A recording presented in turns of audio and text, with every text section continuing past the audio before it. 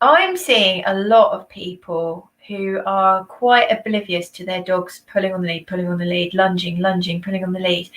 And over the weekends, because we're all kind of coming out of lockdown, I'm seeing quite a lot of it. You know, people that are coming to a slightly new area, walking their dog, and they just pull the lead a bit tighter and they just pretend it's not happening and they just carry on talking to their friends. And I sit there going, oh, it's a time to do something about it now. But, you know, what's your feelings on that? If you are an owner who's got a dog that seems to start being a bit angsty, is it get in there quick, start managing it early?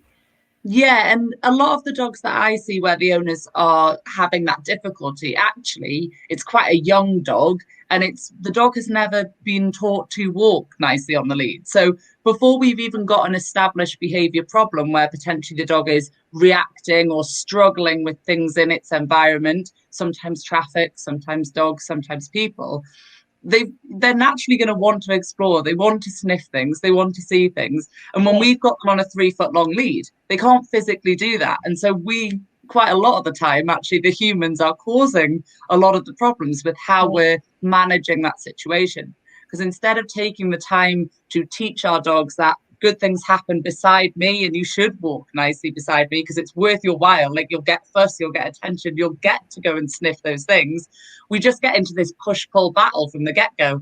You know, we've got the dog on a lead as a puppy, and if it pulls, just pull it back, we'll just pull it back.